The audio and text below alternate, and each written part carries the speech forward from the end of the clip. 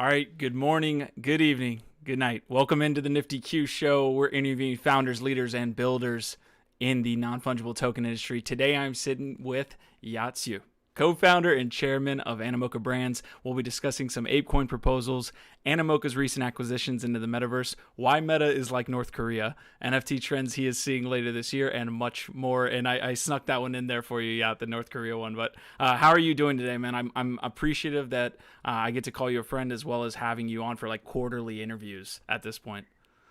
I'm great. It's a pleasure to be here. I've been stuck in the US for a little longer than I thought it would be, but frankly, it's been quite a wonderful experience because I was just at NFTLA before, meeting people in the Bay Area as well. It's been a way. It's actually been really interesting because in the last 2 years we've made a lot of investments in the space, but because of COVID, we haven't actually seen a good number of our Mm. portfolios. So it was amazing to see all of our portfolios, many of them for the very first time. So that in itself was both amazing and both, I guess, unexpected.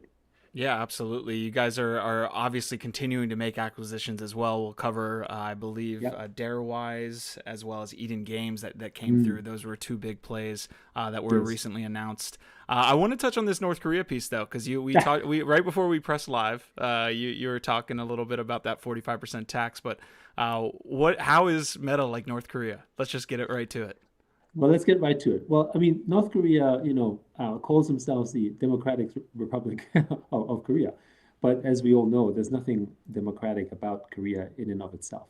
And I think this is the same thing here. When Facebook rebranded themselves to Meta, they were trying to make a play, and I would say, arguably from a PR standpoint, potentially a very powerful play. That when people talk about the metaverse, they'll immediately think, "Oh, it's Facebook. It must be what they're doing." The metaverse is in fact Facebook. Thankfully, most people saw through that and didn't agree with that concept. Nevertheless, there are similarities around that because of the fact that people don't take that as a credible option. And partially because of the fact that Facebook has proven not to be a great actor in the online space, as we all know. We don't have to go into the details in this particular podcast. The other thing that was just coincidental because I wasn't expecting this because I had already called out Facebook for sort of trying to be sort of a metaverse play without being open. It actually goes against their business model. But then when they announced their, I think, 47.5% tax, it was like, oh my goodness, that is the same tax rate as Korea gives to foreign companies in Korea in the KIC, which is kind of like this sort of place where foreign companies could operate. Because, of course, within Korea, this is the other thing, technically speaking, the North Korean government says that there are no taxes at all. That's because nobody owns anything anyway. Mm. So there are no property rights. So there's really no taxes to be had. So you really can only tax in the places where foreign companies operate. And there they charge 45%. So it was uncannily similar. I don't think that was part of the plan, of course. It just happened to be connected that way. But I think just to close on this topic, I think Facebook is going to have a bit more of an uphill challenge here. I think the issue, and I think to some degree, this doesn't just cover Facebook, it also covers companies like Apple. For instance, Tim Cook most recently discussed, and I have great respect for his views on privacy and what he's trying to achieve. But he has taken the perspective that sort of opening up the App Store is going to be harmful for the ecosystem from his perspective. That is going to introduce security risks and breaches. And to me, it sort of had similar echoes of, oh, well, if we lose control, then the place might be less secure. It would be less, it would be, less controlled, and there might be more harmful actors. And only we know how to protect you. Therefore, we must, have control of everything. And we've seen how all of that has played out in the past, right? And again, it's never that people have bad intentions. It's just that when you give someone absolute power, eventually someone within that construct of absolute power will take advantage of you. And that's what we are trying to make sure it doesn't happen in a true and open metaverse. Yeah, and a lot of the ethos that you guys run on is very like blockchain, maybe not blockchain, but native open metaverse, like with that thesis very much in mind. Like a lot of the Yes. acquisitions that you have done with Sandbox Mm, and some other pieces that you're talking about in the metaverse, you guys take a very I would say like a Web3 native approach as opposed to Yes. trying to bring Web2 into Web3. So I do Yes. appreciate that. There are a lot of people here that appreciate our episodes together. You definitely draw a crowd whenever you come by. The episodes definitely do well, and Thank you. it's a very nice time. I do want to touch on a little bit of your background. I know this is like maybe the fourth or fifth interview Sure. now, so maybe Yes. we don't have to go too much in depth, but just give someone a little bit of a background, and then we can touch on some of those property rights pieces just to lay a Yeah. foundation for the interview. Absolutely. I mean, I think, as mentioned earlier, I grew up in Austria. I think I was actually a student of music, not because it was my choice, it was my parents. Both my parents were musicians, and they met each other in Vienna, in Austria, which at the time had maybe literally just maybe a few dozen Asian people. So it wasn't hard to find each other, I would say. And then they had me, and I studied music as well. And what was interesting at that point in time, you have to remember, they met in the 60s. I was born in the 70s. I grew up in the 80s. This is a time where China was not really a place that was as powerful as it is today. It was sort of, struggling with cultural revolution, with, economic disaster and a quasi sort of, internal strife. The idea that I would ever return to that place or that my parents would ever consider coming back there was impossible to think of at the time. And so we were of that kind of group of, let's call it immigrants. So I grew up very European, shall we say. But I also grew up in a time where the Cold War was really sort of fairly active still. Vienna, for those of you who may not remember, was sort of one of the seats of places where there was quite a bit, because the United Nations had a center here, where there was quite a bit of politics involved there, and it was very, very close to the border of, Hungary, back then Czechoslovakia. My mom used to work in East Berlin at the Komische Oper, so I would visit her on occasion. I would go through Checkpoint Charlie. Right, these are stories that many of our, many of my children would literally just read about and say, "Hey, that's kind of cool," but actually, it wasn't very cool to go there. So I witnessed what real communism looked like, and what absolute sort of totalitarianism looked like. And I would say that today, some of the shaping of our thought in terms of why we consider sort of democracy and capitalism so important in this space comes a little bit from my personal upbringing, in what I've witnessed and experienced. Of course, I had no idea what that would look like going back then, but it definitely shaped me. Yeah, I want to touch on a little bit of this professional experience too, because you worked at Atari, and one thing Yes. you mentioned is being one of the only Asian guys that were in your business as you were going over to, I believe, Japan, and they were Oh, sitting at yes, yes, yes, yes. So this is fast forward a little bit, right? So yeah. I got into the space originally through Atari, and on that note, I would say the reason why I was so, I got into the internet, or early pre-internet, really, it was CompuServe back then, so it wasn't truly sort of an internet service as we know, is because that's how I met people who didn't judge me based on sort of where I was from or even how old I was, because I was actually a child. I just wrote interesting software that people appreciated, that people sent me money for, and eventually actually it landed me a job at Atari. And when Atari went under, we actually created a new business, ex-Atari people. Eventually, that business was acquired by SGI, and they sent me over to Japan because I was the only Asian in the team. Having never lived in Japan, don't speak any Japanese, and in fact Chinese. Chinese. Right. Yeah. But of course, that was back then, because in the early 90s, traveling overseas was considered hazardous. Traveling to Asia and working, was something people did not want to do. And for myself, it was a pretty easy choice. Yeah, you want me to go? Sure, I'll go. And then I landed in Japan. Then I went to Taiwan, and then I came to Hong Kong. And over there, I started actually one of Hong Kong's very first internet service providers called Hong Kong Online. And I was able to do that partially because, first of all, nobody had online services, so I thought it makes sense for me to do that. This was good for me, so it should be good for you, I thought. And because my father's from Hong Kong, I Mm. was able to get basically permanent residency, so I didn't need a visa to stay and work there. So the sort of the coincidence and the serendipity of it also made that possible. You mentioned how growing up in like near or at in like communist areas and that lack of property rights has kind of led you to some of the theses that you have now on digital Mm. property rights. Your time at Atari and your time, in the mobile, industry as well. How did those shape you as it came to Animoca Brands and now?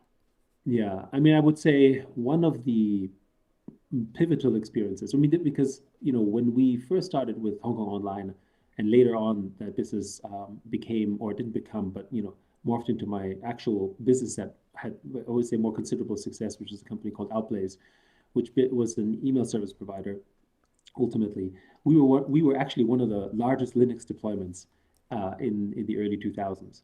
And back then, there was only a few groups that were larger than us, like Google, right?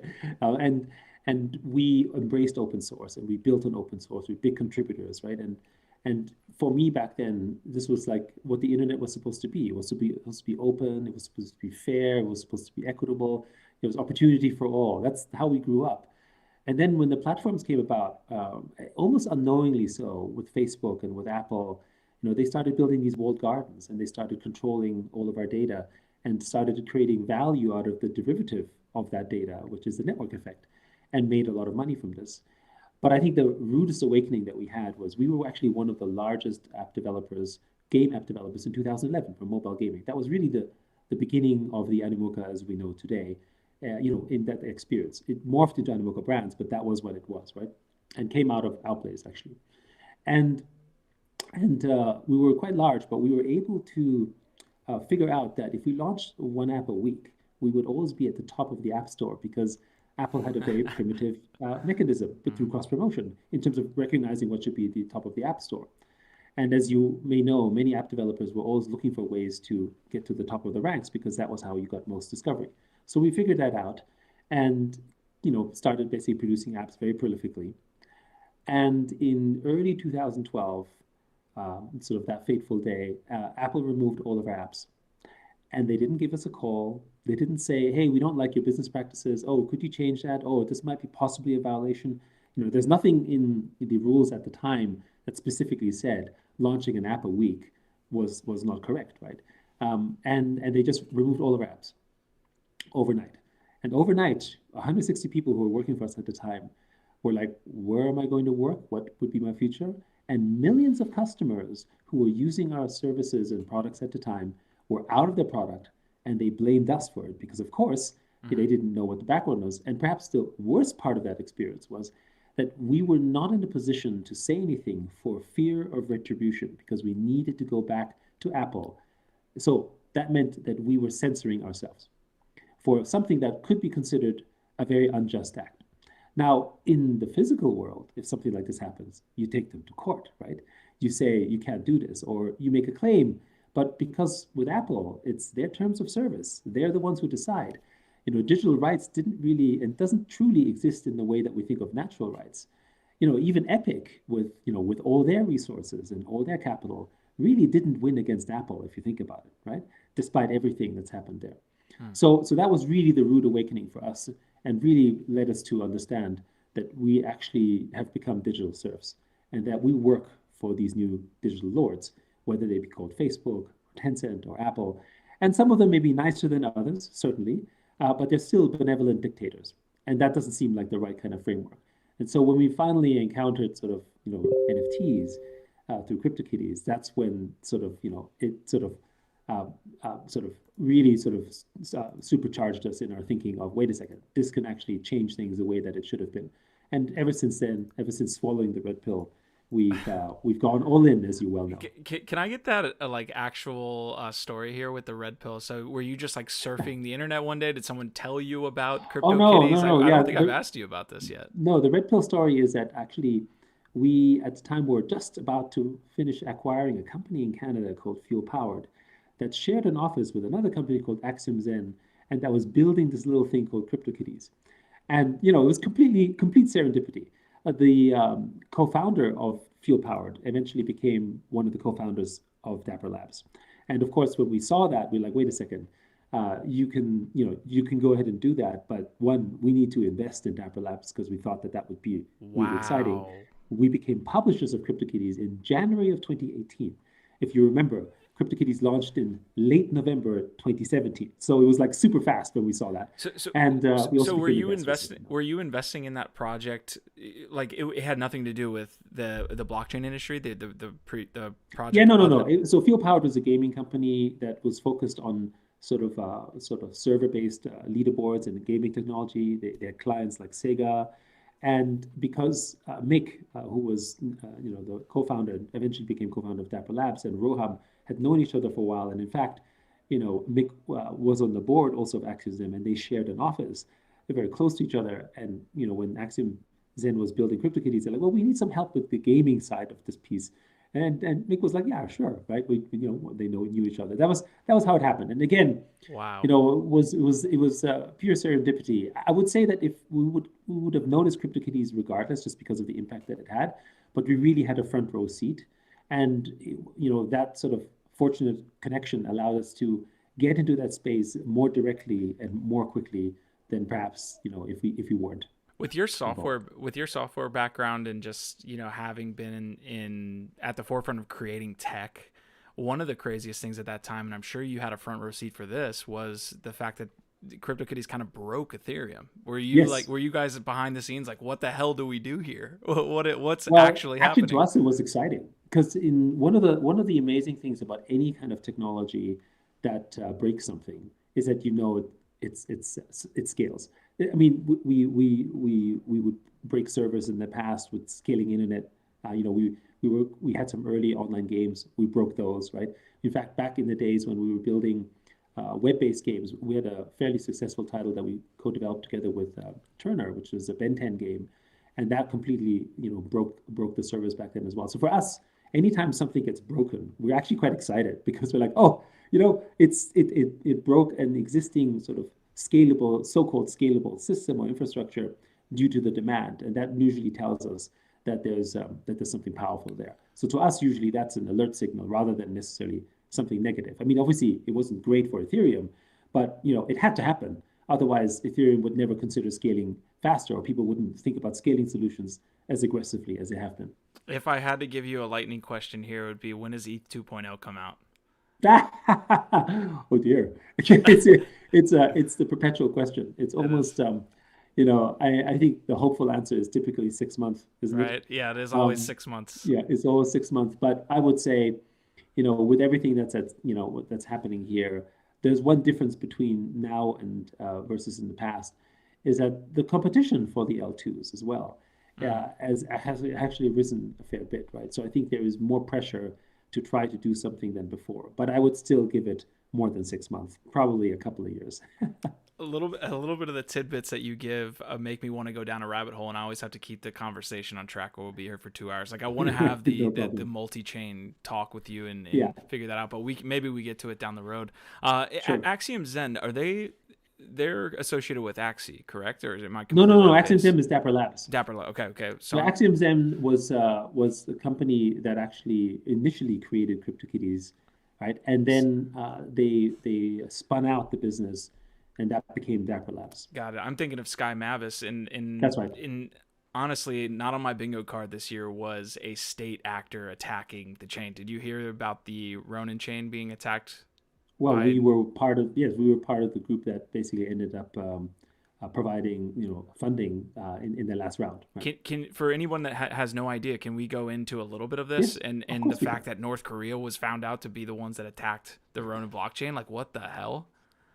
Well, first of all, I think North Korea, generally speaking, and many of these places have been known to be quite active in the cybercrime space. I mean, independent of blockchain and crypto. So that's one thing. And of course, whatever is developing, I would say, the Sky Mavis team is on top of stuff. But one of the big things that a lot of people, particularly maybe your audience would notice already, but it's important to note that actually decentralization would have solved a lot of the issues on this particular attack, right? And now, of course, there's new validators, including ourselves, that have been added to this, which means that the ability to do such a hack again, diminishes to the point where it might almost be near impossible, right? I think you had two major issues, right? One of them was that 4 out of the 9 nodes were essentially held by effectively one party, which was Sky Mavis, and the community one, which is arguably the one that was more vulnerable because it was more public, was also compromised. With that, they took control of 5 out of 9 nodes and were then able to basically do whatever they wanted, right? And that's basically what happened here. In the future, and that's one of the reasons why this would be very difficult, for instance, to happen in something like Ethereum, because how do you get 51% of all the sort of Hmm. all the nodes to cooperate, well, you'd have to buy everything, for instance, and that would cost a lot of money, or you'd have to somehow coerce them, and that would be very, very difficult to do so. So more decentralization is in fact the solution here, and we're quite confident that this won't happen again. I'm just wondering why maybe Sky Mavis had that set up to begin with. Were they just looking to kind of have like focus in on speed when it comes to that like I trilemma that's mean, always there yeah, I with mean, the one of amount of nodes? Go ahead. yes. Well, one thing to consider is that normally the blockchain, especially in the old sort of crypto narrative, blockchains start first. The L1 or L2 start first. They have no utility, no customers, and they're like, come build on us and we'll give you incentives and build it out. And so it tends to be a slow development. I mean, how many years did it take for Ethereum alone to get to where it is today, right? It was probably a lonely 5 years first before it got to where it is right now, for instance. And the same is true for many other chains that are developing at this moment in time. Now, with Sky Mavis, it's quite the opposite. They had a mega hit, as we know, with Axie Infinity, which continues to be, one, if not the most successful sort of blockchain game out there, and certainly in terms of engagement and economic activity. And they felt that they couldn't scale with the current solutions, and instead of using someone else's layer two, they built their own. And so it was a little bit of the reverse. They already had all the activity and utility, and then they built something. And of course, there were challenges in terms of scaling something of that size because they started essentially with a truckload of volume right on Hmm. day one. And so one way to manage that better was to ensure that you had more control over things that were happening, which is natural, right? The Ronin chain is what, 6, maybe 9 months old? I mean, Yeah. it's amazing if you think of it that way, right? And what perhaps is an equally amazing sort of signal is that when the hack happened, it wasn't that Ronin or AXS dropped to zero. Certainly there was some volatility, but it held. And that is another signal to look at, which is the strength of the community and the confidence that the community has as to the fact that they can solve this, and this the fact that this is actually something that is temporary is also very strong, because we certainly have seen examples of chains that have been subject of much lesser attacks and have not survived it nearly as well. So certainly hats off to the way that Sky Mavis has managed this, and we were very happy to be able to support them. I would say that when it came out, us and a number of others basically reached out to them and said, how can we help? Mm. And that's one of the reasons why everything moved so quickly. Raising this kind of money, getting that kind of support at lightning speed would not be normally possible if it wasn't for strong partnerships and alliances Yeah, and absolutely. friendships. And built out over time over the That's right. years, right? You have these projects Yeah, that Dapper Labs, you have Sky Mavis that have been around for 3-4 years at this point. So yeah, really yeah, really nice to have those relationships and be able to form a cohesive partnership there and just to support them.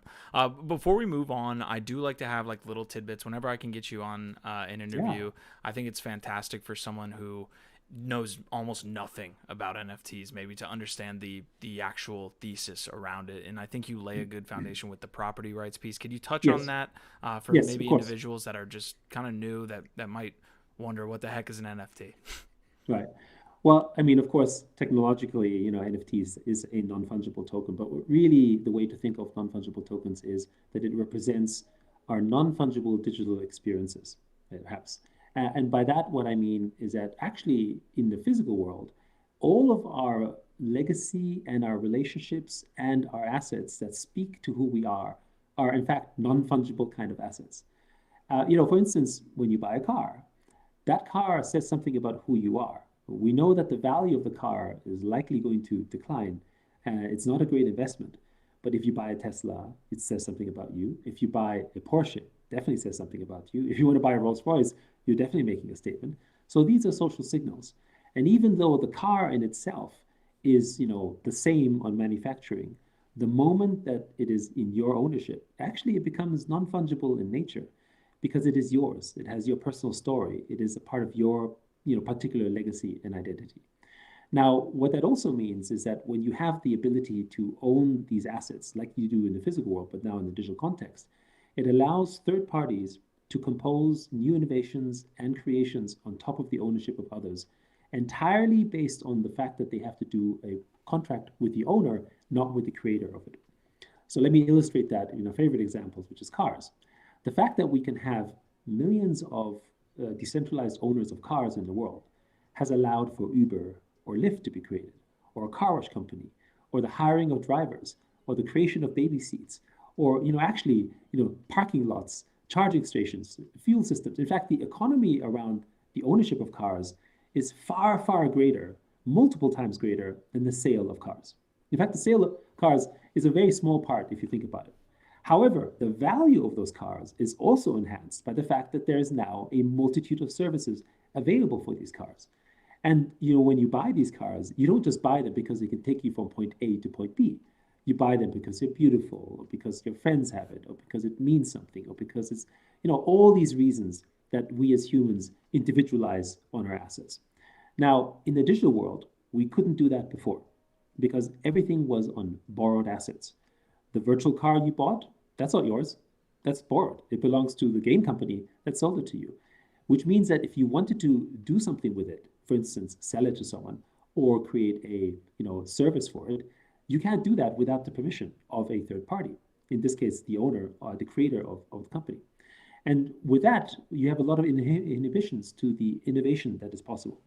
So non-fungible tokens as property rights actually has the ability to completely open up property right paradigms in the digital world as it has in the physical world. And that means that everything that used to be rental as an economic system is now one of ownership. And just like how you're not going to buy a house with the expectation that it's 2 times rent, you can buy, you understand that it's worth 20, 30, 40 times that because of the long-term appreciation, right? You buy a house for much more than what you rented, which is one of the reasons why non-fungible tokens are in fact so valuable, comparatively speaking, to rental.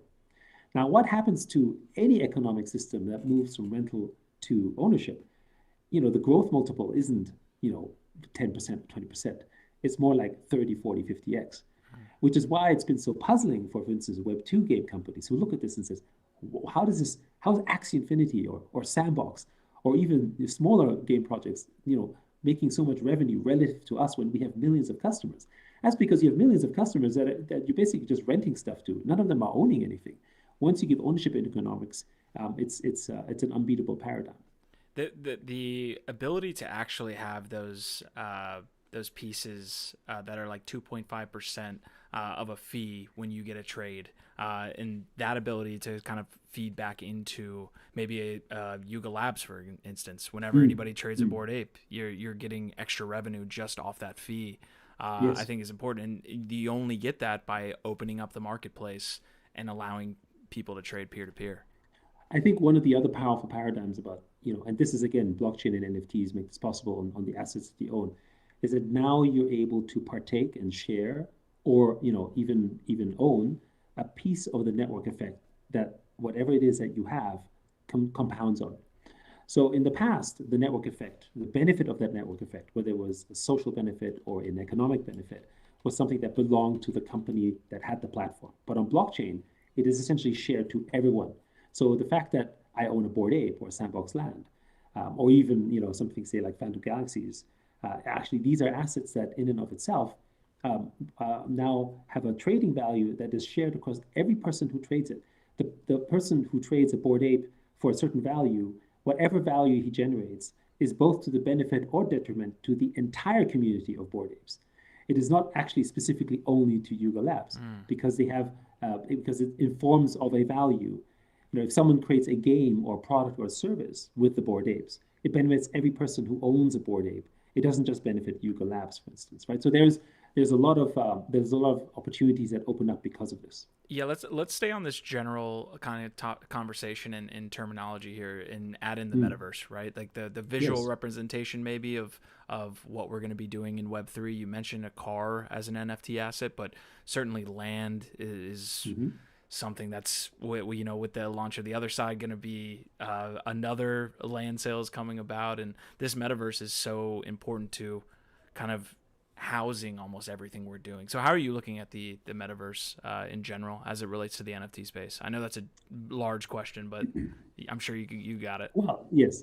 I mean, as the owners of the Sandbox, we definitely have a big hand in this, and we're also early investors in Decentraland, and this all came from the belief that virtual land is as valuable, if not more valuable than physical land. And I think we have to unpack that a little bit, because physical land, what does it really mean? When you buy, something in Beverly Hills, or when you buy something in Fifth Avenue, what are you in fact buying?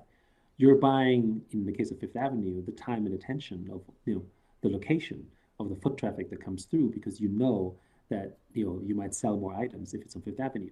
But if you want to buy something in Beverly Hills, for instance, or in the Peak in Hong Kong, you don't want foot traffic. You want more, maybe privacy, but you do want status. You want people to know that you live in a place where other people that might be similar or that you aspire to be like are living there. Both of them have network effects that are compounded based on the communities that exist around them, whether it's temporary or permanent. And now, when you think of this in context, right, then actually the value of land is virtual in its meaning, because I could take the same building, I could take Times Square and plonk it in the middle of Africa, and it wouldn't be interesting nor valuable. Right? It might be an oddity, but nobody would say, "Wow, let's go visit Times Square over in somewhere." Right? Times Square is Times Square because it's in New York, right? For instance, and these are things that build part of their legacy and build part of that story, and therefore sort of that value. Now, when you look at it this way, the stories that were compounded there through human history is based on the time and attention that people have spent in those places. Well, where will we spend our time and attention in the future? It's probably in the metaverse. Where, in fact, are we spending our time and attention right now? Likely virtual. What are you doing first thing in the morning? What are you doing before you go to bed? What, in fact, are you doing most of the time? What are we doing right here, right now? We are actually attending in a virtual forum, which means that our virtual attention is more valuable to us, perhaps, than our physical one. It used to be important to be at the cover of a magazine. It used to be important to be seen at the right places. The Oscars or the Grammys were perhaps important events to be in. Maybe not so much today. It's more important where you are virtually. And therefore, if that is true, and if we accept that to be where the future goes, then doesn't it actually make sense that virtual real estate and virtual land in the same way becomes just as valuable? And you can see some of that play out today as well. With Sandbox, for instance, the land around Snoop is more valuable. Why is it more valuable? Technically speaking, couldn't you just teleport from one place to another? But actually, it's valuable because it's right next to Snoop. When people look at the land, they know that he's a neighbor. And it happens to be that Snoop sometimes also calls you out and says, "Hey, welcome to my neighborhood," for instance, right? There's all of these elements that play into what makes virtual real estate as valuable as physical one, if not more. But I think it's actually not that different when you break it down that way. Yeah, there's a rabbit hole I do want to go down there, but I think we'll move on to the next topic. And I do want to give a quick shout out to the chat here. Lucas asked a great question. He gave you a wonderful comment here saying you're incredibly intelligent with a wide knowledge base. Do you have any suggestions regarding Web3 learning resources? Oh, Web3 learning resources. I think there's a lot of people that you can follow, of course, in the space to learn what to say, right? But I think the best way to experience this is actually to just go in, join the communities, buy something. Don't spend too much, of course, right? Just be part of it. It's so difficult to just read, because then it's a little bit like a student being taught by a professor, and you could read all sorts of Medium and blog articles from great people out there. Whether I write sometimes stuff, Seb writes some stuff, Andrew Steinwart writes stuff, like everyone has materials. You can follow a bunch of sort of influential people on Twitter as well. But actually engaging yourself in a number of communities and spending the time is the best way for you to learn about it, the good and the bad, because that's the only way that you'll know how to navigate this. I say this, very often when people say, "Well, how do I get into the space?" Well, treat it like buying a car.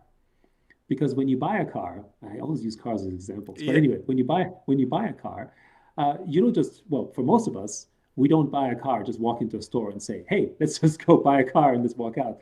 Right. We study it, we learn about it, we talk to friends, we read magazines or reviews, and I try to understand it before we make that decision. We take it for a test drive if we can, right? This is how we, buying a car is an informed decision. And the same thing I would say, is the way that you should treat entering the metaverse and buying NFTs. It should be an informed decision. Yeah, a lot of people are looking for like a silver bullet when it comes to this stuff. Like, just give me a how-to on how to make money. When it really is like learning a language. I mean, Yes, in the same way that you would go down to a local cantina in Mexico City to try and learn Spanish, you got to find that local cantina, but it's in Discord and it's in one yes. subcategory community that you can learn a lot. So, I think one parallel to look at is it's a little bit like the difference between becoming a resident and being a tourist, right?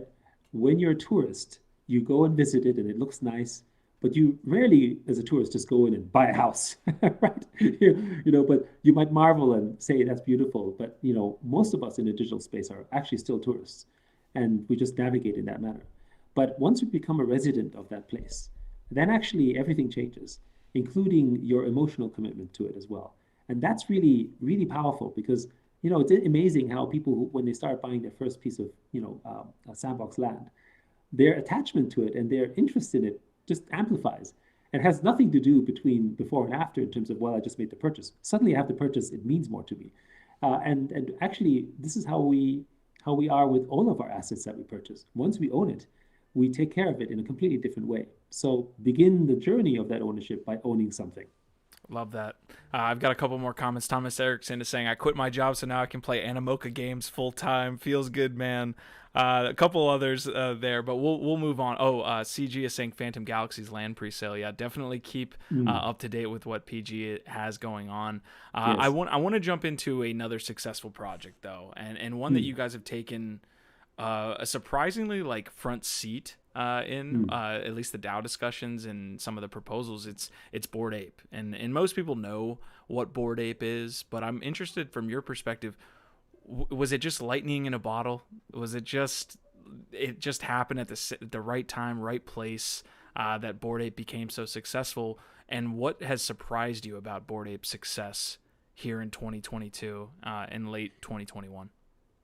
So I think first of all, for Bored Apes, they they really capture sort of the zeitgeist of the NFT movement in a different manner, right? If you would argue, although now they're part of the same group, but if you would argue that CryptoPunks was a symbol of, let's say, 2017, 2018 NFT movements, as it were, the Bored Apes actually represent really the last 12 years. I mean, it's not even been 1 year anniversary, right, on this one.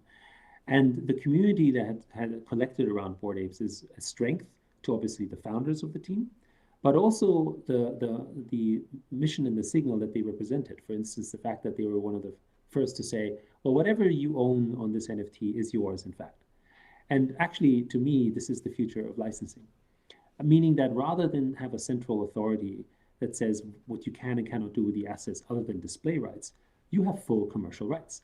It's actually a supercharging of a Creative Commons license, but one that has found a way in which it commercialized. And for myself, I've started taking interest in this in different ways. For instance, there are projects out there where if you buy the NFT of a photo, then automatically the creator makes that photo in sort of public domain almost, right, through Creative Commons license. And the principle and the idea behind that thinking is that ownership should not be something that is controlled, but should be actually free in the extent that others can construct network effects on top of it. So if you own a Bored Ape, you can make a restaurant, you can do, a whiskey brand, you can, decorate your car with it as long as you own that Bored Ape, right? And I think this is a level of engagement and commercial opportunity that even the largest of companies would have difficulty competing against because they actually have to hire people to do that job. Mm-hmm. They have to do marketing effort to create those licensing opportunities. So anyway, that's why I think it's a future of licensing.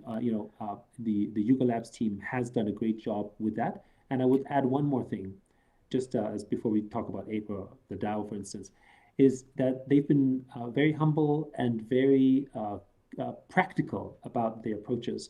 And they've brought in amazing people to help them drive that business, right? One of the things that many of these early PFP projects have struggled with is, as you know, lots of money can be made fairly easily, especially in the early days on these projects. And they control it a lot, and they feel like they can run everything because wow, you're suddenly making tens of millions of dollars. I know everything, and of Mm. course, it turns out that they don't, and they struggle a little bit in terms of the partnerships and take it to that next level with the early success that they've had. which is, by the way, not just in the NFT world, it's in actually many industries. We've seen this with Kickstarter and so on as well. But the Yuga founders have been very aware of what they can and cannot do. They've brought in incredible professional support to help them as a business.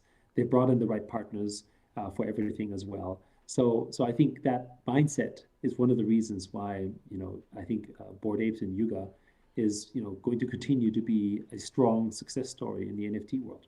Yeah, I want to touch on a couple more questions there, but there was that license piece that you touched on, and the fact that you could have your community market for you, which I think you touched on. The only point I want to make there is like it's no more apparent than in Sandbox. I mean, all the Sandbox has to do at this point is press retweet, in my opinion, because everyone is just marketing the product for them. That's right. That's right. Everyone is just creating their own experiences, and it's so freaking cool. And it's a genius. It is a genius way to market. Let's see. From a Bored Ape perspective, I know you own a Bored Ape. What are some other projects that you think are doing the PFP movement pretty well before we hop into this staking proposal? So I think, there's a number of projects that are out there that we're starting to support, right? One of the ones that is early and is still advancing themselves, but, we're quite optimistic about Torque Squad. Torque Squad is, and I'll say one thing. Often people focus on the projects that do really, really well at the first start of the launch, but I would argue that those are the ones that actually sometimes are not necessarily the best ones out there. People sometimes forget that the beginnings of the Bored Ape as well didn't come from an incredible hype cycle where everything, was sold out massively quickly and then, was just price up, as it were, right? It went through a period in where things were a little quiet, where people were sort of, building it out. And actually, it's those quiet periods where the true believers start coming into it. So I would give a shout out to, obviously we are involved in this, but it is not one that we are, in which, a lot of a lot of the founding team initiated originally from the Rev ecosystem and was, Matt himself is someone who came from the motorsports business. So he's very intertwined with that. Originally started working with Rev and then basically started with Torque Squad as a starting off with PFP, but really a Motorverse membership type service. Many similarities to, I would say, how Bored Apes is built out. And their mint is currently still active, right? They've got a number of, to me, it's who are the early owners of this, right? It's not just people who are speculating. In fact, there are many race drivers. They're the kind of communities that you want to build on. So if you love racing, if you're into those type of, into that, then take a look at Torque Squad, for instance. And similarly to that, they follow similarly to the ethos of Bored Apes. Yeah, we're going to touch on that Rev ecosystem as well as we make our way later in the episode. But let's touch on the staking proposals. You guys really kind of came to the forefront, and I was surprised to see Animoca just kind of be in that position. Like, how did you guys get into that position to begin with? Was it a relationship with the Yuga Labs team, and then kind of take maybe we kind of have to work our way for the newbies as well as maybe the apes that are waiting to hear from you. But sure. Yeah, let's do a timeline first. So to be clear, there are two clear distinctions, right?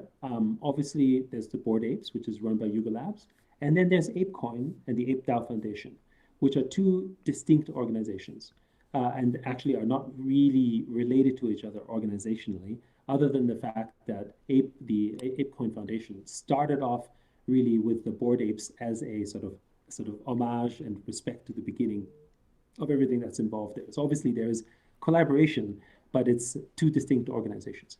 Our relationship with Yuga also started early, as you may know, when we announced, the fact that we're making a game for them, right? For Yuga Labs, which is what Enway is developing. And there's some hints on that, and hopefully will be very exciting when that comes out. So we've already had an established relationship with them before, as well as a group. And, as one of the launch partners of ApeCoin, we helped deal with, aspects of the launch of the token. We helped with, aspects of design. And so it made sense for us to consider what a staking proposal to the community might look like. So we were, one of the, we put forward AIP 4 and 5, which obviously has been the subject of much discussion and controversy to some extent, with a view as to really how does it expand the ApeCoin community and also benefit, of course, and respect its roots, which was the fact that it emerged initially as, a claim for the people who had Bored Apes and mutants, for instance, right? So that was kind of how it all started off, right? And I think the most important part here was for the community to understand that staking was in the cards, that people knew that something was happening. Whether it was our proposal or another proposal that could succeed actually was not even that important. But one other thing that was important also is for people to understand, and this is, I think, where the discourse of the DAO ended up helping, even though the proposal failed, was for people to understand that this was not the Bored Apes token. In fact, this is an ape coin, which is different. It's supposed to be greater and bigger as a mission than just Bored Apes. Yes, it started with Bored Apes, but its mission is to bring more people in because by its nature, Bored Apes has somewhat of an exclusive nature. I mean, if you want to enter the universe, even the mutant is going to set you back, 26 or 28 ETH. That's, unaffordable for most people. But a fungible token, such as ApeCoin, will actually expand the community and the interest of that space. And more people are developing, not just what we're doing with Benji, but, for instance, Darewise most recently announced that they're adopting ApeCoin. And, many, many other companies out there are adopting ApeCoin, which is pretty exciting. So it's all about broadening that ecosystem. And so how we got involved was as the other actor that's out there that can help sort of design some of the aspects around this from a perspective that was, more neutral. I mean, Sandbox, for instance, is one of the largest owners of Bored Apes themselves. So, we have obviously to some extent some skin in the game to make sure that the Bored Apes do as well. But the mission is really about expanding ApeCoin and the utility for that. I want to have a lightning question here because you mentioned Sandbox there for a second. You are also helping develop or like in some type of side development, other side, the other land play. Like, isn't that competition? I mean, I know we want competition, but doesn't that hurt Sandbox, the fact that other side is launching? So first of all, I can't really make an official statement as to what other side is because I don't think officially we've made one. So from the perspective of what people assume, and I know there's been some leaked documents and so on, but I won't particularly address those just because of the fact that it's not confirmed. Sorry, guys.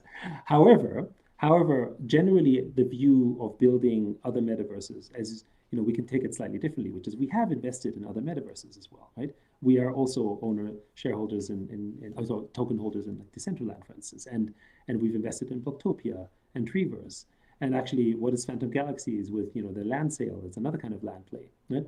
So our view, and I think this is perhaps where we might differ from others, is that we don't believe that any metaverse is big enough for the world.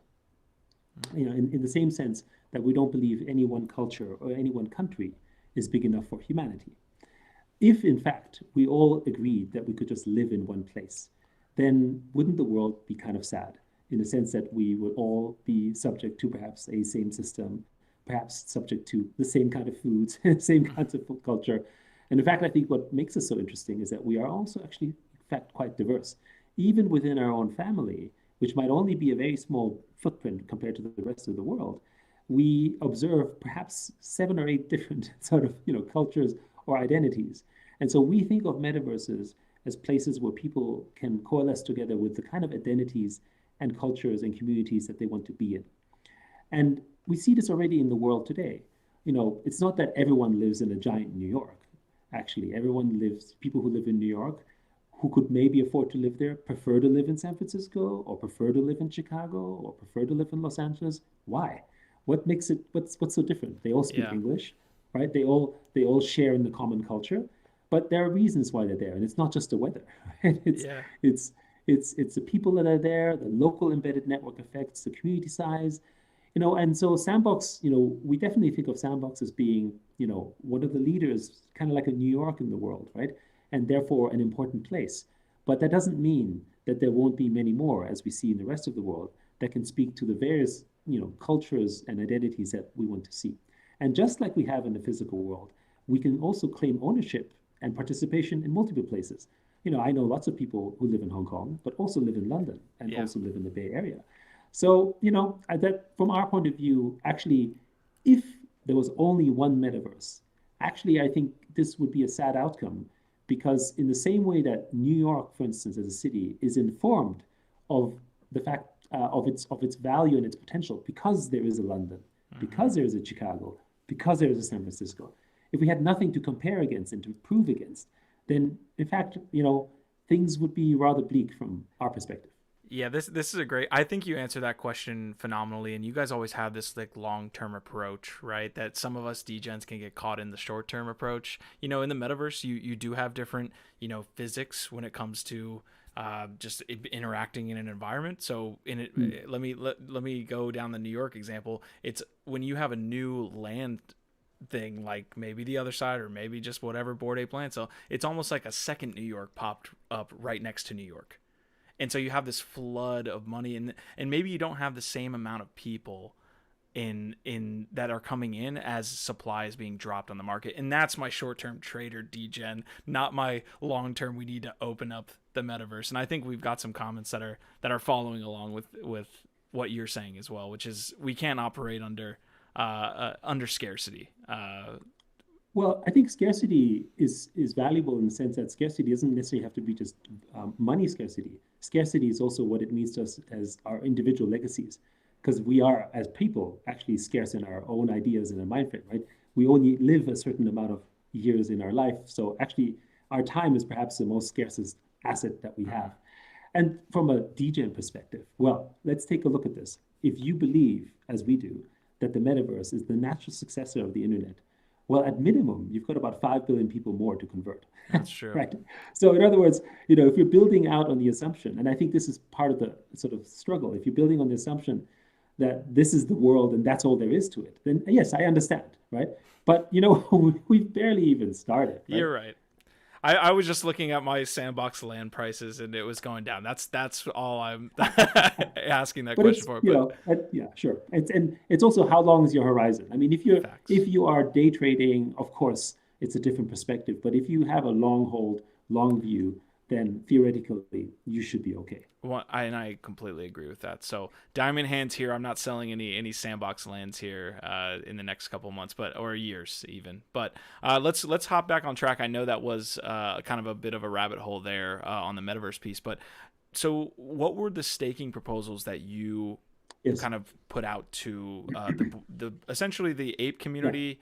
Obviously, you made that distinction that Bored Ape Yacht Club is different Mhm. than the Ape Yes. Coin DAO and things like this. And you're right that you guys tackled right away, or you were able to overcome apathy, which is like the biggest problem with DAOs today. Is that no one wants to Yes. do shit, no one wants to argue about anything, and in this one, I almost felt sorry for you because everybody was attacking Yad, and I was like, "Oh man, he's really taking it." But it was good discourse. So, Yes. take us through kind of. So, Go ahead. yeah. So first of all, I have absolutely no issues with the discourse that took place. I mean, some of them did get a little personal, where like, oh, who are you? Are you VC and all that kind of stuff, and you're just doing it for your own gain.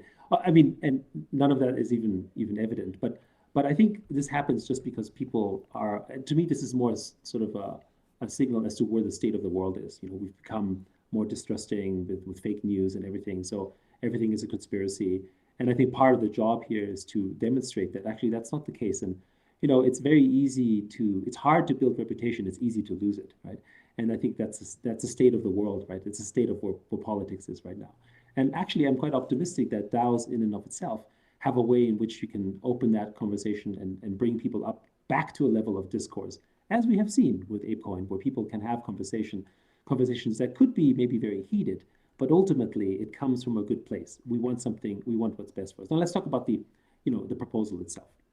The proposal for AIP4 and 5 really just discussed what the pools were like, but 4 really the nature of that was to find a way where people can get rewarded through a staking proposal that was one based on just naked ape, and then the other one based on the kind of ape that you own that essentially acted like a key.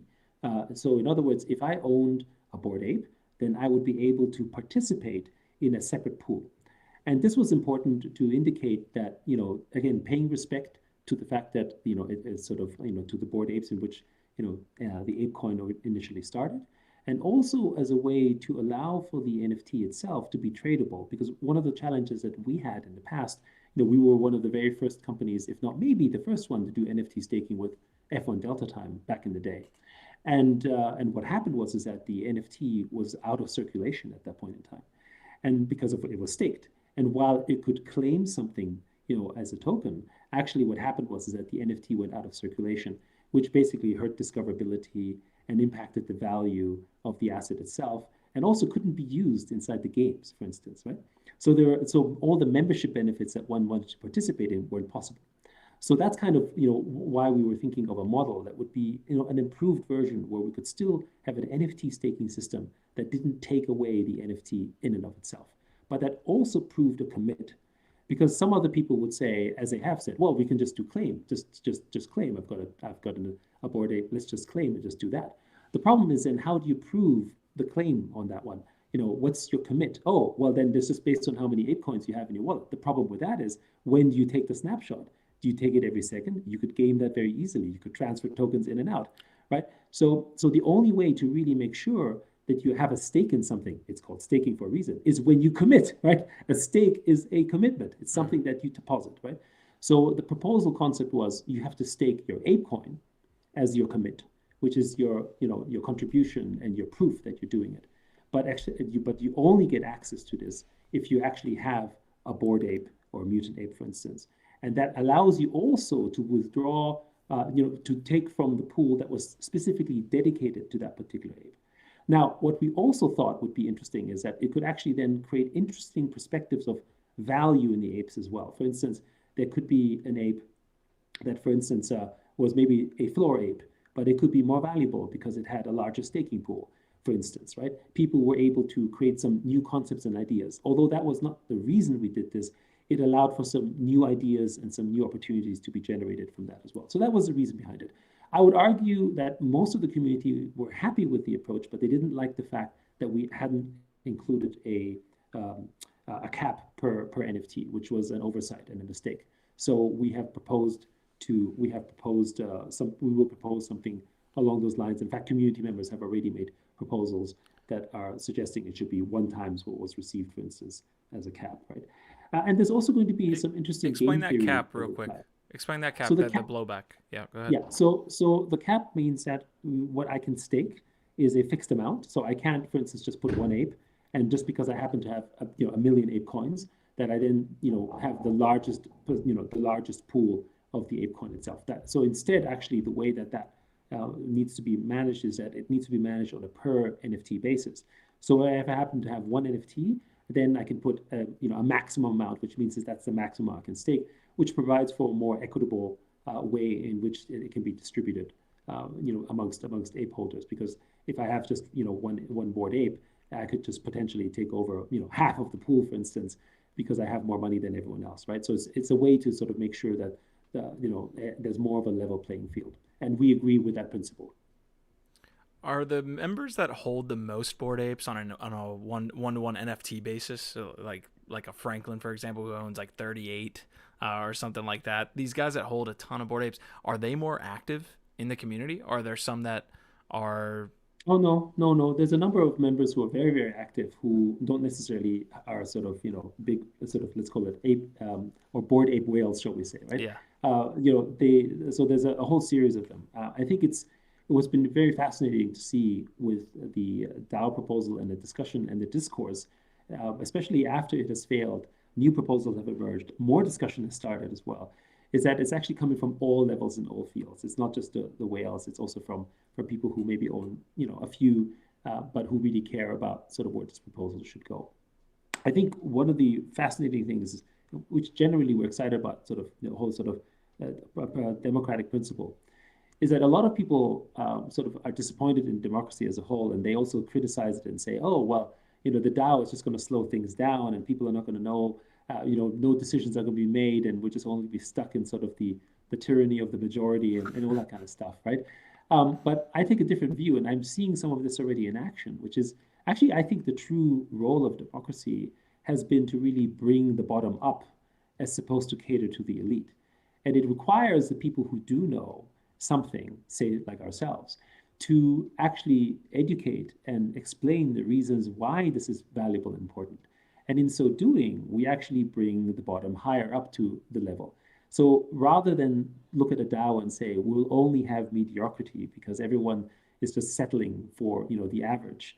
In fact, really what it does is it brings people from who don't understand it up to a level where they do understand. And maybe it might not hit the so-called elite level that some people might be aspiring for. But as a community, it's far healthier that the bottom of knowledge is rising to the top, as opposed to that the top only knows everything and nobody else knows anything, so to speak, which starts to sort of become very elitist, which is, is how some of our societies are beginning to be constructed, which is a problem. Yeah, I think a quote that you had recently that you had in an article was, "Our democracy will better evolve from DAOs," which I thought kind of summarized that very well. I've got a comment here from Pirate Ape. I'm assuming an ape holder. He's saying, "I'd love a 2x cap personally. The airdropped amount made sense for diplomacy." He also said, or he or she also said, democracy is not a spectator sport. So shout out to everybody who's tuning in here to hear more about Ape Coin, to hear Yacht's thoughts on the NFT space. So just staying a little bit more on this Ape Coin, what is the update here for the staking proposal, and when do you plan on submitting it? So there's a number of people who have already submitted some proposals that are being reviewed that are not from us. What we have committed, especially after some community members have come and suggested that we should try and have another go run at it. One of the other things where AIP4 in particular had some criticisms is the fact that the development timetable was considered to be very long, right? And conspiracy theorists were then assuming that we did it so that we could participate. The lock, right? With the unlock. And just to be clear, and this is not just us, because we're not the only ape coin holders here, of course, is that the lock is over a 48-month period anyway, right? And whatever amount that would be released during that time would actually be immaterial relative to the amount of ape that is out there. But that aside, I think it was a good exercise for some self-reflection on our side, which is, okay, the community may not understand why we put that time frame out there. How many people know what it takes to develop a smart contract? How many people understand what auditing might take place? So what we did say, I think I said that a few days ago, is that we have engaged a third-party firm to provide a third-party perspective as to what the timetable would look like, which we aim to release very, very soon. Perhaps even over the weekend, so stay tuned. And let the community take a look at it, rip it apart if they will, right? But anyway, gain understanding as to why we suggested this timetable and how we could reduce it. And in fact, it may in fact be slightly reduced. One of the things, though, that I would caution, and we have said this as well, is that this is a very, very powerful staking proposal because of the value that's being suggested, which is 17.5% of basically all of the ape coin that's out there. It's a lot, right? Mm-hmm. So we're talking about billions of dollars of value. This is not a slap and dirty.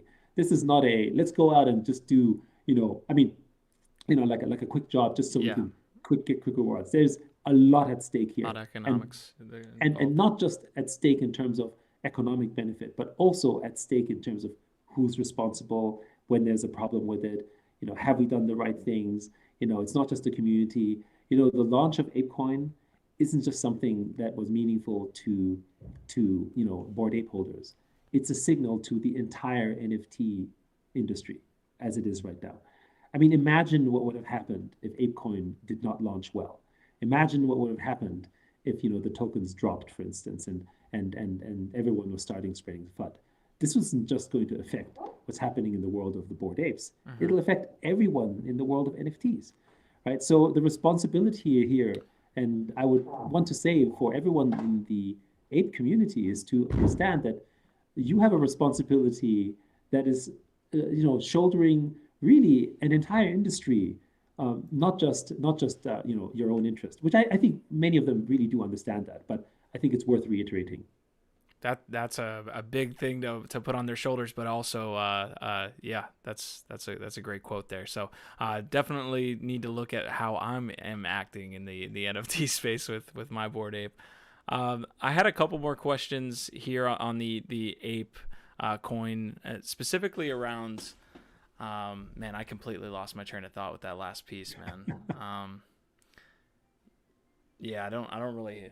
I need to find my other piece here. So let's talk about these acquisitions real quick. Maybe I'll find my place again with the last ape questions there. But of course. Let's talk about these acquisitions primarily with the Life Beyond and Darewise piece that came out recently. So tell me a little bit about that.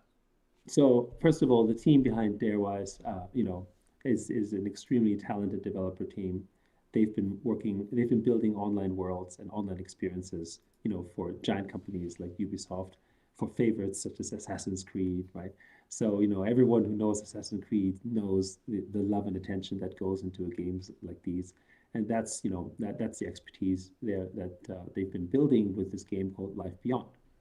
And Life Beyond is really, an incredibly beautiful, multifaceted MMORPG.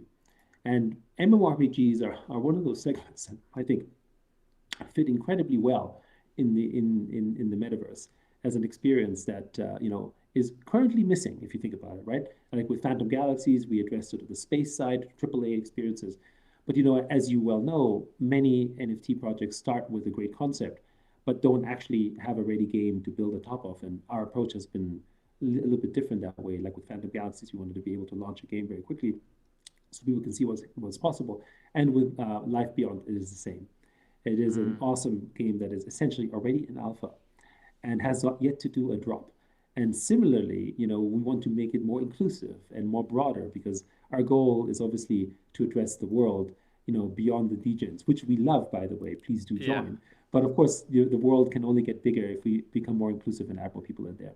And you can go to the website, you can see some of the early gameplay. The YouTube channel has some early gameplay videos out there already for the game that is basically going completely on, it's going to go all completely on chain.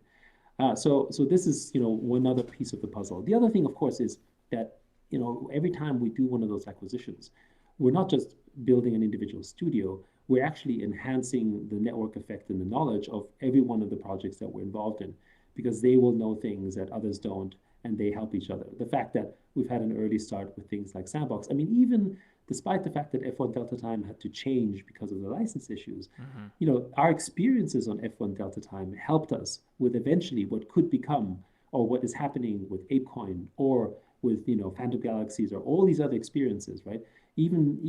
All of these become lessons in our ability to make better product in the future. And so I'm super stoked about their addition. Yeah. Can you touch on the Darewise team real quick? Because one of the founders there, I pulled a quote from, who said he remembers being kind of laughed at and stones were getting thrown at him at the beginning of the free-to-play movement. So he knows what it's like to build a game here with gamers doing the same thing now with NFTs. Yeah. How much of the team is in your acquisition piece too? Like, how much do you look at the team? I'm assuming a good portion of that. Everything. Because, if it doesn't matter if you have the most beautiful game in the world. If the team is not mission and value aligned, it won't work. So meaning that we can't bring in, it's like you bring in, I wouldn't say it's like bringing in a cancer, although it could turn into one, right? But it's like basically bringing someone in who's moving in the opposite direction.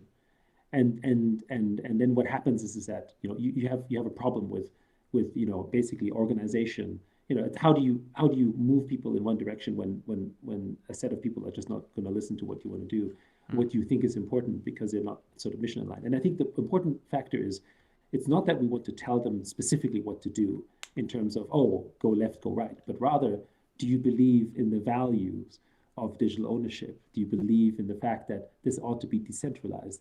Do you believe in DAOs as a new form of governance and giving empowerment to players? And if you don't have that belief, no matter how great your game is, how beautiful the graphics, it will not work, right? And I think that's something that the Darewise team definitely understands very well. They understand not only the challenges of having to fight through back in the days of free to play, which was equally challenging, where many traditional, particularly Western gamers, were like, oh, we don't like that at all, right? And it's bad and everything. But it's also understanding that you want to build a product that actually gives value to the users in very direct ways, which is not in the ethos of many game designers today. This has been a fascinating conversation, man. I definitely want to touch on that licensing piece that went down with F1. That's something people are going to have to deal with, in my opinion. There's a lot of people that are kind of running like it's the Wild West and claiming an IP for maybe a couple years and not doing it. Maybe they're just going to get wrecked in a couple years. So, what was your experience like with this license? What happened, and then how can people kind of prepare themselves from a holder perspective, maybe a founder perspective? Yes. So, you know, I'll say one thing because I can't say a lot just because, Yeah. at least on the F1 license side, because we do have a confidentiality agreement that means, with a large licensing organization. So we can't say too much. But I will say that to some degree, you can come to your own conclusions with the fact that we have not launched a single F1 Delta Time drop for almost a year during the height of 2021, where theoretically we could have probably sold quite a bit. So, take that as you will. Hmm. Now, in terms of the outcome of result, I would say that obviously it's disappointing what happened with F1, but very importantly, the assets are still yours. Now, that doesn't mean that, because the game goes away, one would say, oh no, well, then there's no utility and therefore are these assets valueless, right? So there's a distinction to be made. One, do you own the assets? You still do. Can you trade them on OpenSea? Yes, you can if you want to. However, we as an organization have made some choices here where obviously this is not the fault of the owners. And so we have given everyone free cars as a replacement, right, for new games, which is one of the reasons why we purchased Eden Games. And Eden Games is interesting because Eden Games is probably one of the very best racing game companies in the world today, right? They created hits like Test Drive, right? And are the actual developers, funnily enough, and creators of the F1 mobile racing game right now, for instance, Hmm. right? And so they will continue to build awesome products that are first party, for the Rev ecosystem, which the former owners or actually existing owners of F1 Delta Time assets can partake in because of the fact that they have these assets that could be transformed back into these race passes if they wanted to. The other thing, of course, is that we have a 20 million Rev initial staking pool available for race pass owners too, which at today's value is 2 million US dollars. So if you wanted to, you can actually stake the converted items for direct value over time and receive money. And of course, one should not forget that the people who have been using the assets in the last few years have been making money anyway, racing them, on F1 Delta Time. Hmm. So I think there are many ways in which we're trying to sort of, I would say above and beyond, try to ensure that the players themselves are reasonably compensated, but also have the benefit of the long-term upside that they could have. Here's another thing that's interesting. I've spoken to a number of these owners, and many of them said, okay, well, we can convert some, but we're not going to convert all of them. We want to keep them Because because it's we think rare. they have long-term value because it's Hmm. rare. Because you know what? They are still the very first F1 assets on chain. They are also one of the very first, sort of branded items out there. Third-party companies can do utility. We have just recently, if you haven't noticed, announced that we've open sourced our source code for the game, for Rev Racing, which people can do with whatever they wanted to, right?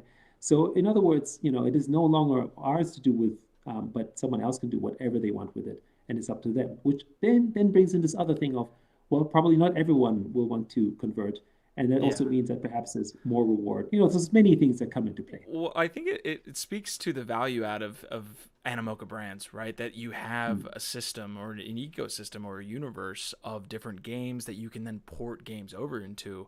But Mm. what would your thoughts be on like projects that don't have this expansive universe? There are projects where this was our only shot and we lost the license. So if Mm. you need more reason to invest in, and this is not investment advice, but more reason to invest in Animoca products, guys. One of the reasons is that they have this expansive ecosystem where NFTs can move from game to game and things like this. But what do you make of like licensing issues on smaller projects yet?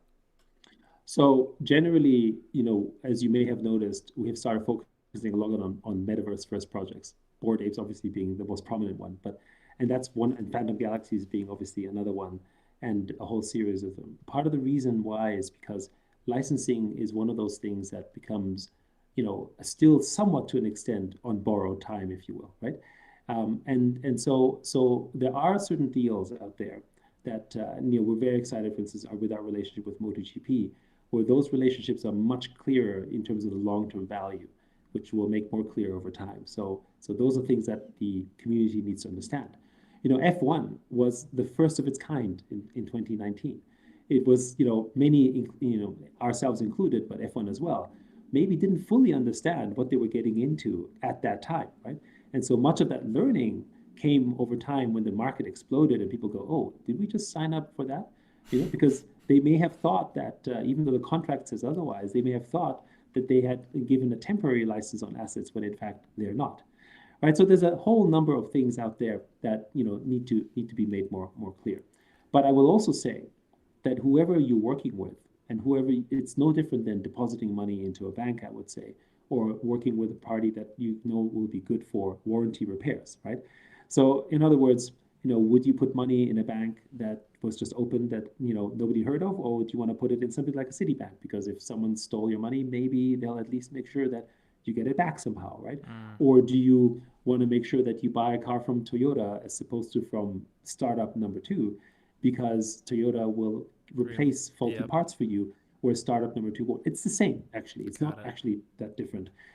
I would say that you look at the team, you look at how much funding they have, what support they have, and from that, I think you can deduce some level of security. Awesome. We are an hour and like 10 minutes in, Yacht. I don't want to hold you too much longer. We could probably go for another 50 minutes, but I want to be cognizant of your time. We had Pirate Ape in the chat here in all caps, which I do not appreciate, guys. Keep it down just a tad here in the chat. He's asking about Elon taking over Twitter and what your thoughts are. What are your speaking of decentralization, or maybe that's more centralization, but to a guy we like. But what do you make of Elon taking over Twitter, or his potential takeover here? Well, if there's anything that Elon is, it's unpredictable. So we can't fully sort of grasp, the thinking around, why he's doing this. One of the interesting things that Elon has said is that he was somewhat skeptical of Web3, in the sense that he thought it was just a marketing term. I think that was not too long ago when he said that. So question mark as to whether he truly wants to decentralize it or not. Who knows? It's also interesting that he made this announcement after he invested in Twitter, not before, which I think is also many questions that have come about. I think in particular, Mark Cuban was like, hey, what is this? Is this another SEC violation? I'm not going to comment on that, obviously. But there's many motives that might come as to why Elon has done this. But if anything, I think it's super entertaining, and it's actually, if anything, will shake up the industry in terms of thought, because everyone's going to go, oh, we're all speculating. Shouldn't Twitter be Web3? We don't even know if Elon really wants to do that, right? But it has given rise to people thinking about the potential around that, and I think that in itself is already very valuable. Yeah, 100%. And if he adds an edit button, then that might be a good thing too. So Elon, if you're listening, please add an edit button. We're all waiting for it. Guys, we're gonna let Yacht go here relatively shortly. I want to thank everybody for tuning in here to the Nifty Q Show. We're here every Wednesday and Thursday, usually earlier. This is like a later interview, but anytime I can get Yacht on, it's a great time. I just remembered the question I wanted to ask you earlier that I completely got tongue-tied on, and it's the Yuga Labs acquisition of Larva Labs and what you make of those acquisitions. And if I'm assuming you think that those are going to continue as the NFT space grows, but just specifically touch on Yuga and Larva there and what happens in the future now with CryptoPunks. Well, I mean, maybe this is a better question specifically for the Yuga team, but as an investor and as a shareholder in Yuga, we're very excited about this development, because I think to some extent you could say that the sort of Larva Labs team had obviously built an incredible product and community, and again demonstrated the power, and obviously achieved a lot. But perhaps as it is sometimes with founder-led businesses as well, there are times where it is maybe not the right team to continue operating it to that next level. Some can sort of grow into this because they like it. Some prefer not to do this. And certainly the Larva Labs team have done very well for themselves. So this is not about money, actually, for any of them, really, if you think about it. It's really about, what is the best way that we can contribute and continue to contribute to the community that, we need to serve. And it's the same in all forms of leadership. Maybe you were a great leader for your country for maybe many years, and maybe the time has come for you to move on for someone who could do a better job. And I think the Yuga team, if anything, has demonstrated what they could do with Bored Apes. And of course, with CryptoPunks and Meebits, it's still out there. It's just fresh, as it were. So don't expect anything to happen, in the next weeks, for instance, because I certainly know the DJing community is like, when update, right? Yeah. However, if there's any team that I would trust to do an awesome job with it, it would be the Yuga team. We'll leave it there. I'm not going to ask you any more, questions you can't answer from that perspective. Trends you're seeing for the NFT space here in Q3, and we'll let you out of here, Yacht. Anything else? Well, look, our view, I've said this before, we think this is the year in which we're going to get 300 to 400 million people onboarded onto NFT ownership in the metaverse, which is, of course, a multiple growth from where it was even last year. And this will be driven by gaming, as we see right now. We see this already in multiple areas from our own portfolio with the games that we have launched, with what's happening with Phantom Galaxies, and one of the ways that we're obviously doing this is by acquiring companies like Eden or Darewise and bringing their games on chain. But of course, we're not the only ones doing this. Many other people are. So I think this is going to be very exciting, and the space to me is we're just getting started. So the trends we're seeing really is that blockchain gaming is speculative value aside, right? That is here to stay, and is going to be exploding the space in a way that is still, I would argue, most people cannot fully comprehend just the scale and size in which is going to sort of take over the gaming industry, or just the media industry as a whole. Yeah, Xerox Sword is in the chat saying, wow, that's a lot of onboarding you guys have to do. So a busy year to be had. I feel like, yeah, every time that we have one of these interviews, it's still early. We're still early in this. It is. Yeah. And you guys are doing a great job helping everyone, just being a foundation and a pillar for the NFT space. So I'm going to let you out of here. I don't know if I've gotten one from you yet, but we want to make this really cool trailer for the network. And have our vibe, our tribe, which is being said in the chat now. But if you can say our vibe, our tribe, and then we will get up out of here. I will let you go. No problem. Our vibe, our tribe. Our vibe, our tribe. Bye, guys.